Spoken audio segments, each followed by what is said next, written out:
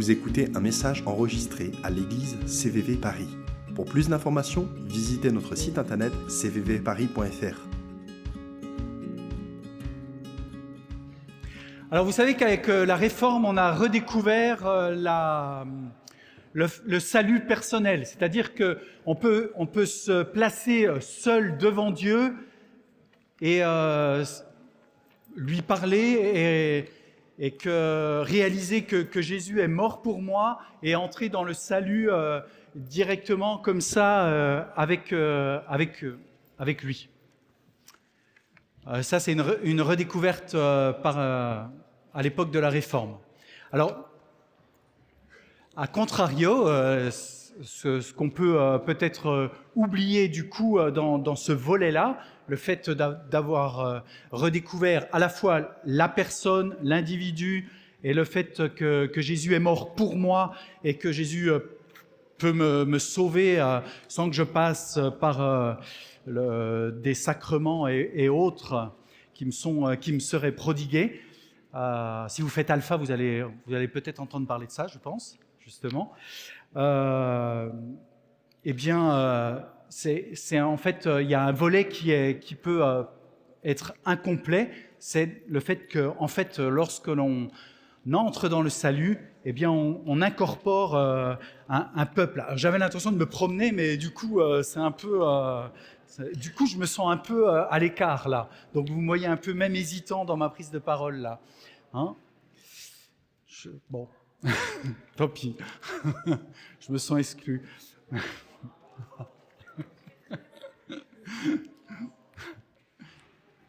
Oh, merci pour votre compassion. C'était l'effet recherché. Ok. Bon, en fait, quand Dieu choisit, si on prend la Bible, j'ai essayé de feuilleter un peu la Bible et je me suis rendu compte en pensant à cette prédication. En fait, Dieu choisit un homme, il choisit une femme et il envoie systématiquement cet homme, cette femme vers son peuple ou pour son peuple. Je vous propose de prendre quelques exemples.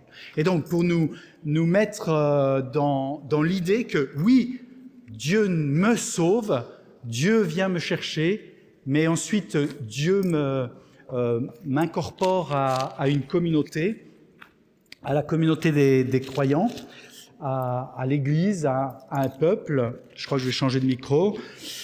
Non, ça a l'air d'être bon. Décidément non. C'est vrai, mais je le sens qui se promène. Et voilà, bon, quelques exemples. Moïse, par exemple. Moïse, Dieu lui parle et en fait, il l'envoie pour faire sortir le peuple d'Égypte.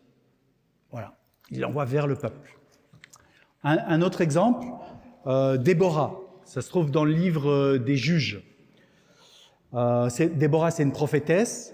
Et c'est la femme, verset 4, chapitre 4, verset 4. Déborah, femme de Lapidote, qui était prophétesse, rendait la justice en Israël. En fait, le livre des Juges, en fait, c'est une collection d'hommes, de femmes qui sont envoyés pour ramener le peuple d'Israël vers Dieu. Alors, parfois, effectivement, on appelle ça le livre des juges parce que, en fait, par exemple, Déborah, elle était assise sous un palmier et puis le peuple venait la voir et puis lui demandait est-ce que tu peux trancher entre nous ? Voilà, on est indifférents. Et donc, voilà. Et donc, c'est une prophétesse. Dieu lui parle et pour délivrer le peuple, en fait, de Yabin, qui était le roi des Canaan, et surtout de son chef militaire qui s'appelle Sisra. Et donc, Déborah va, et voilà, si vous lirez l'histoire, c'est dans Juges chapitre 4, elle délivre le peuple d'Israël. Un autre exemple, par exemple Esther. Tout le monde connaît l'histoire d'Esther. Elle est choisie pour sauver son peuple de la furie d'Aman, qui voulait en fait exterminer l'ensemble du peuple d'Israël. Vous voyez, chaque fois Dieu, et on pourrait multiplier la liste des exemples comme ça, elle pourrait être bien longue. Il envoie des prophètes, prophétesses, des libérateurs. C'est un autre terme qu'on utilise pour les hommes et les femmes du livre des juges, libérateurs. Et plusieurs rois aussi, on voit l'histoire de plusieurs rois dans la Bible, des prêtres qui sont aussi, qui ont pour certains écrit des psaumes. Eh bien, Dieu les envoie vers son peuple. Il leur parle, il les choisit et les envoie pour le bien de la communauté. Et cette notion, en fait, elle se retrouve aussi dans le Nouveau Testament. En fait, on voit trois services, on les appelle aussi les offices, qui sont répertoriés dans la Bible. Ces trois offices sont prophètes, prêtres et rois. Et une seule personne les récapitule en sa personne, c'est Jésus. Jésus, lui, va venir en tant que prophète, prêtre et roi pour accomplir le salut. Et il récapitule en lui-même ces trois offices qu'on voit répartis parmi d'autres personnes dans l'Ancien Testament ou le Nouveau Testament. En fait, c'est en vue de nous sauver que Jésus a quitté sa position céleste de roi des rois, de seigneur des seigneurs. Il s'abaisse, il vient en simple homme, en serviteur, en fait, pour réaliser le salut et pour nous sauver, les uns et les autres, pour nous ramener, nous qui sommes perdus, nous qui sommes égarés, nous qui sommes loin de Dieu le Père. Et il vient nous chercher pour nous sauver. En fait, il agit de cette façon-là pour chacun d'entre nous personnellement, mais en fait en vue de nous rassembler. Rassembler en tant que peuple, et il y a de nombreuses images qui sont, ou vocables qui sont utilisés dans le Nouveau Testament dans ce sens-là. Jésus est le berger, il est le berger d'un troupeau. Voilà, un exemple. Il vient et il nous rassemble, synagogue, il nous forme en tant que synagogue, ensemble. Je change de micro, vraiment. Excusez-moi, la sono, c'est trop désagréable pour moi. Hop.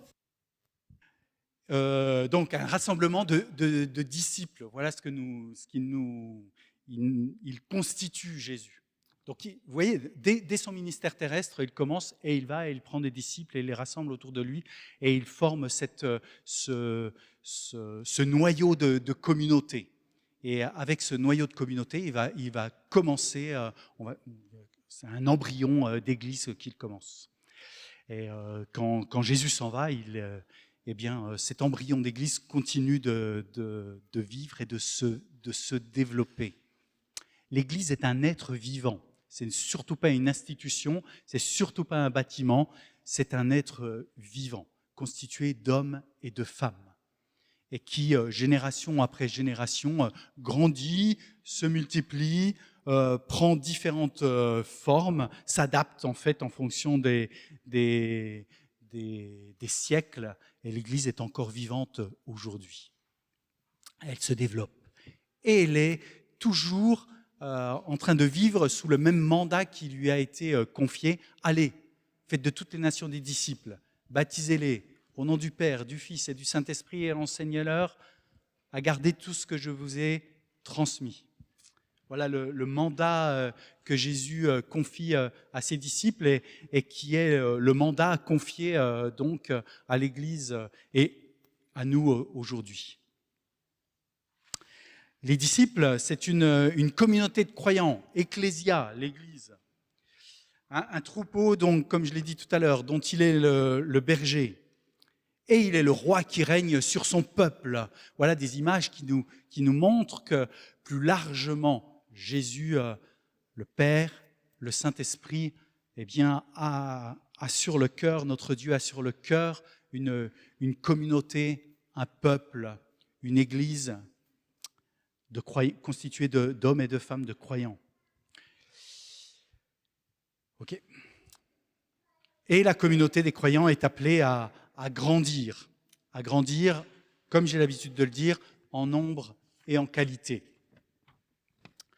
À grandir en nombre et en qualité. Et pour ce faire, la communion fraternelle, la koinonia, eh bien, est au cœur de cette dynamique qui est voulue par le Seigneur.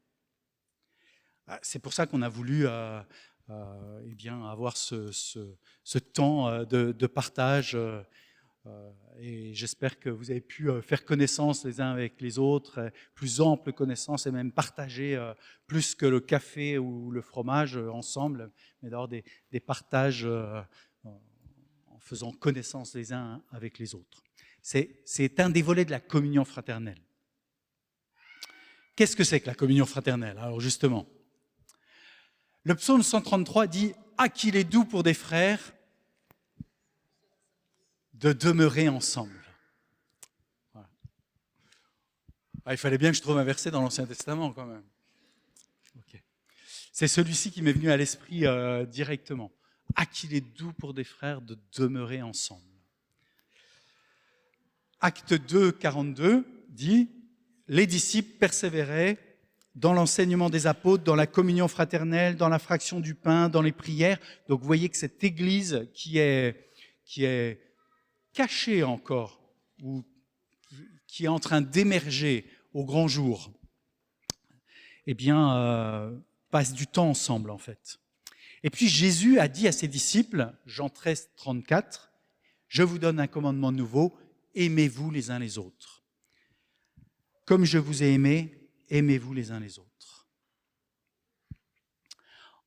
Au fil des années de vie d'église, j'ai fait un constat que vous partagerez peut-être avec moi, c'est que en fait, en tant que chrétien, en tant que tout simplement être humain, nous avons une propension à ne pas aller vers ceux que nous ne connaissons pas. C'est comme c'est un réflexe. S'il y a dans un groupe d'individus où nous entrons dans une pièce quelqu'un que nous connaissons, vers qui allons-nous aller? Vers la personne que nous connaissons. C'est humain. Et en fait, si on n'y prête pas garde, eh bien, on peut avoir ce réflexe qui est constant, même dans notre vie d'église. Et donc, d'avoir une vie d'église plus large en nombre que les personnes que nous connaissons, et donc de ne vivre que dans notre petit cercle, qui peut être par exemple notre groupe de vie, par exemple. Ça, c'est les personnes avec qui nous sommes très proches. Et donc, lorsque on se rassemble pour le culte, par réflexe, eh bien, on va aller s'asseoir vers les personnes de notre groupe de vie. Voilà. Et puis, ou de partager le café et dire « Alors, ta semaine s'est bien passée » et d'aller vers les personnes de notre groupe de vie. C'est un exemple. Ou ceux avec qui on s'est formé pour le baptême, par exemple, et avec qui on a partagé pas mal de choses. Voilà. Ou alors les jeunes de notre âge, ou les vieux de notre âge, ou alors, bon, voilà, des réflexes comme ça.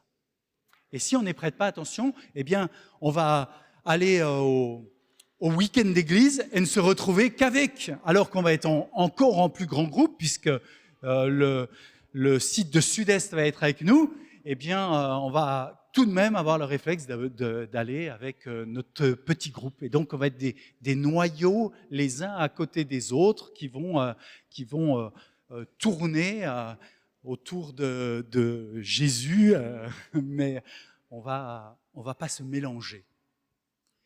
L'idée, c'est qu'on apprenne à sortir de cette zone de confort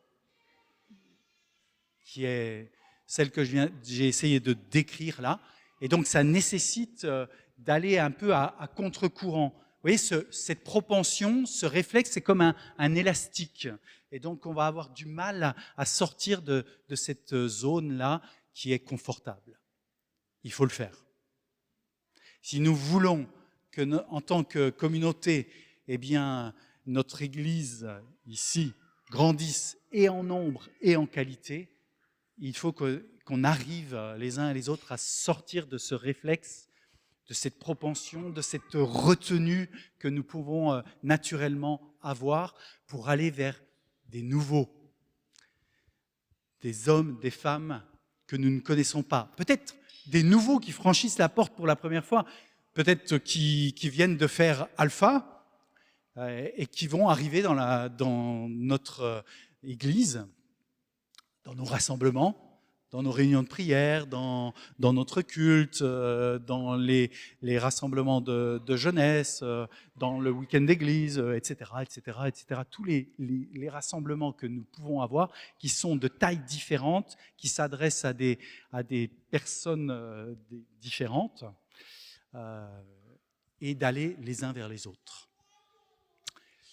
Alors l'idée c'était, après le culte et après avoir dit ce genre de choses, et qu'on allait se rassembler au rez-de-chaussée, c'était qu'on donne un petit mot d'ordre.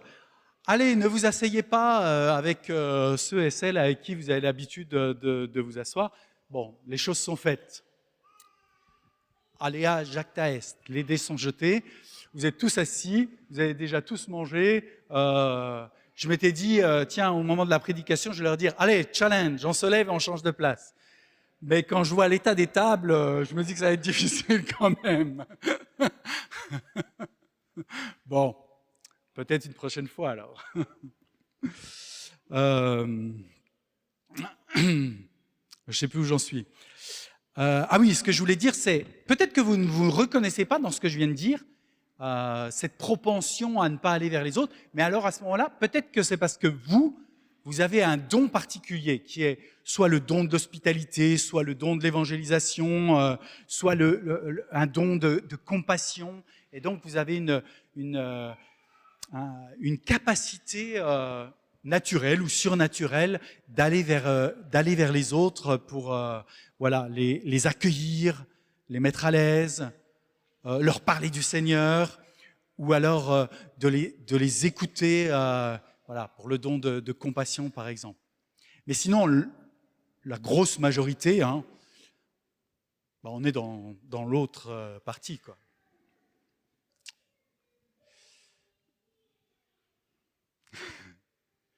Ça veut dire qu'il y a du travail, quoi.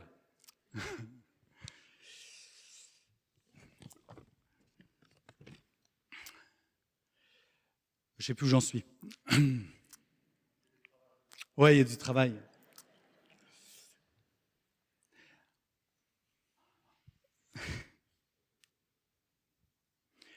Ouais, mais ça je l'ai déjà dit. On va naviguer au travers dans la vie de l'Église. On va naviguer avec nos potes, quoi, nos amis, ceux qu'on aime bien, ceux avec qui on a des affinités, ceux avec qui on gratte la guitare, ou avec qui on chante, ou alors ceux avec qui on fait l'accueil, ou alors et si on n'y prête pas attention, eh bien on peut vivre la vie de l'Église en silo. Et ces silos peuvent être les différents services. Ça peut être l'équipe brunch, petit-déj. Voilà, ils ont l'habitude d'être ensemble. Et puis, ils font leur service, ils le font très bien, mais ils ne vont pas forcément se mélanger avec ceux qui conduisent la louange.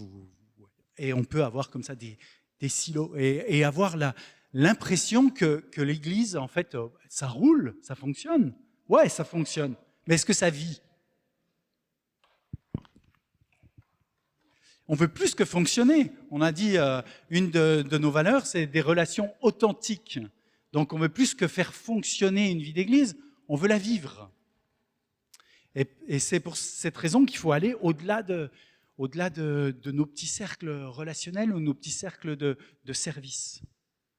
C'est un challenge qui est sans cesse à remettre sur la table. Parce qu'il y a cette propension justement à se retrouver dans cette zone de confort relationnel. Donc je veux nous mettre au défi. Et quand je dis nous, je m'inclus dedans. Voilà. À sortir de notre zone de confort. Parce qu'en fait, cette posture, elle est antagoniste avec le désir que le Seigneur a pour son Église. De croissance en nombre et en qualité. Et comment des nouveaux peuvent-ils s'intégrer dans une vie d'Église qui fonctionne, mais qui ne va pas permettre en fait leur intégration, hein, si on n'y prête pas attention. Donc j'avais 2 points, et je vais finir en les rappelant, 2 pics, 2 exhortations. La première, c'est que Dieu nous aime, Dieu m'aime, Dieu t'aime, mais pas de manière isolée, pas seulement de manière personnelle. Il nous aime les uns et les autres au milieu d'un peuple, au milieu d'une communauté, au sein de laquelle il nous place. Alors si vous avez choisi que cette communauté ce soit CVV, bienvenue. Vivons-la ensemble alors. Et nous sommes invités aussi à élargir notre cercle relationnel, les uns et les autres. Essayons d'abattre nos réserves, d'abattre nos retenues pour aller vers des nouvelles personnes. Amen.